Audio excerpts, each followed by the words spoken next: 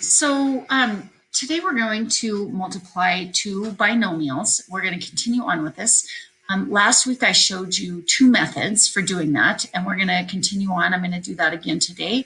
So what I'm going to start with is taking this 2x plus 9, and I'm going to multiply it by both the x and the negative 3. So when I do that, that looks something like, I'm going to put the x out in front, but I'm going to say x, and then we were going to multiply this by the x. So I'm going to put it right here. And then this negative 3 is going to be multiplied here by the 2x plus 9. So I have negative 3 times 2x plus 9. So now it's just a matter of distributing this x here and this negative 3 here. So when I do that, I have x times 2x, which is 2 times x. There were two of those, so I'm going to do x squared. X times 9. So then I have plus 9x. Here I have negative 3. It's going to be distributed to 2x, so I've got negative 3 times 2x, or negative 6x. Negative 3 times 9 is negative 27. And like on my previous video, we have to go ahead and combine any like terms. There's no other x squared terms. Again, the base and the exponent have to be the same to combine them. So that one's done. We've got 9 x's and negative 6 x's here. So I'm going to say my positive 9 minus 6 is going to be positive 3x. And then at the end, I've got my number there. So that's the answer to the first way of doing it. Hopefully we get the same thing over here. We're going to do what I called last week, I called it the claw method, where you take each one of these terms and you multiply it by each term in the next binomial. So in other words, you're distributing this to both the x and the negative 3. Then I'm going to do the same thing with this 9. Okay, you saw me. I pressed that.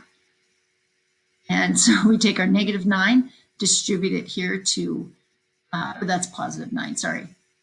Wrote so many times over it. We're going to distribute that 9 to both the x and the 3. So the claw method, you can see where the claw comes from. Going back and distributing, though, 2x times x. I'm going to write this out this time, but you would be skipping that step. I'm just going to write that, what it would look like. 2x times x, and then 2x times negative 3. That would be our next term, 2x times negative 3. And then here I have 9. It's going to be distributed to the x, so plus 9 times x. And then the next one is 9 times negative 3. So I'm going to add 9 times negative 3.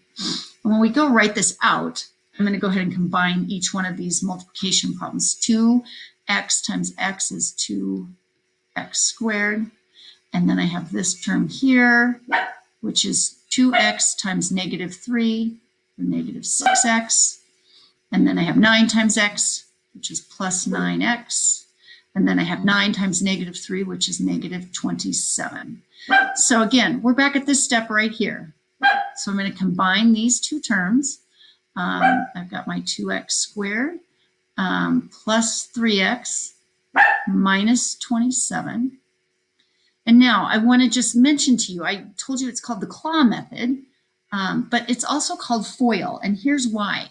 When you're doing this, what you're actually doing is taking the first term and you're multiplying it times the first term in here. So the F would stand for firsts.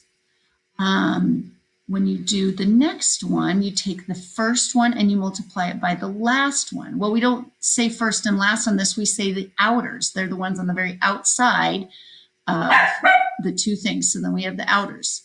Then we take 9 and we multiply it by x. And so we have the inners, which is the I. We don't call them first and last on that one either. Then again, we get to this one times this one, and they're the last terms.